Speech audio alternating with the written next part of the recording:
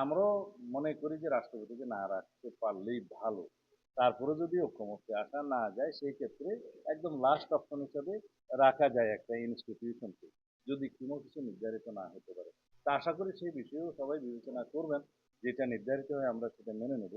এখন বিষয় হচ্ছে অনেক আলাপ আলোচনা হয়েছে।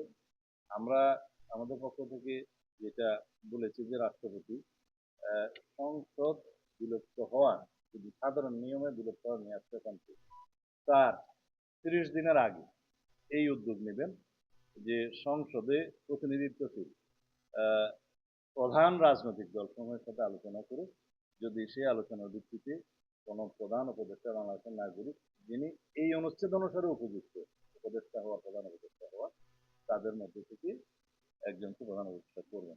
যদি সেই অপশন না পাওয়া যায় তাহলে প্রধানমন্ত্রী, বিরোধী দলীয় নেতা, নিম্নকক্ষের স্পিকার এবং ডেপুটি স্পিকার, সেই ক্ষেত্রে ডেপুটি স্পিকার বিরোধী দলের হবে, যেহেতু ওই অপশনটা আমরা অন্য একটা প্রস্তাবের মধ্যে আছে। সেই চারজনের সমন্বয়ে গঠিত হবে এবং এটা সভাপতিত্ব রাষ্ট্রপতিও করতে পারে, স্পিকারও করতে পারে। রাষ্ট্রপতি সভাপতিত্ব করলে সেখানে রাষ্ট্রপতির ভোটিং পাওয়ার থাকে, আর স্পিকার করলে স্পিকারের ভোটিং পাওয়ার থাকে। থাকবে চারজন, কিন্তু রাষ্ট্রপতি সভাপতিত্ব করলে শুধু শুনানি করবে, রাষ্ট্রপতির কোনো ভোট আনবে, ভোট প্রয়োগ করতে পারবে। এই চারজন মিলে যদি তত্ত্বাবধায়ক সরকারের প্রধান উপদেষ্টা ঠিক করতে পারেন তাহলে সে এখানেই সমাপ্ত হবে। আর যদি সেটা না হয় তাহলে 3 নম্বর প্রস্তাব হিসেবে প্রধানমন্ত্রী, বিরোধী দলীয় নেতা, নিম্নকক্ষের স্পিকার এবং ডেপুটি স্পিকার, অবশ্যই অপোজিশন থেকে যিনি হবেন, এই চারজন, তার সাথে সংসদে প্রতিনিধিত্বকারী তৃতীয় সর্বোচ্চ দল, মানে প্রথম দল তো সরকারি দল, দ্বিতীয় সর্বোচ্চ তো বিরোধী দল, অথবা তৃতীয় যদি কোনো বৃহৎ দল থাকে সেই তৃতীয় বৃহৎ দলের পক্ষ থেকে একজন প্রতিনিধি। এই ক্ষেত্রে রাষ্ট্রপতি প্রিজাইড করবেন এবং রাষ্ট্রপতির ভোটিং ক্ষমতা থাকবে। এদের মধ্যে যদি ওনাদের মধ্যে আলাপ আলোচনার মধ্যে যদি ঠিক হয় বেটার।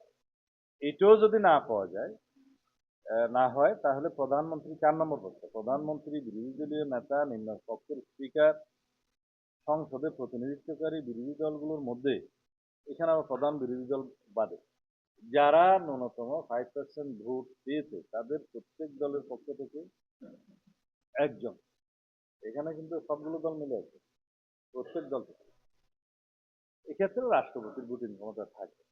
এগুলো যদি না হয় তাহলে ত্রয়োদশ সংশোধনী অনুযায়ী তত্ত্বাবধায়ক সরকার পদ্ধতিতে যা আছে সেখানে আমরা ফিরে আসতে পারি।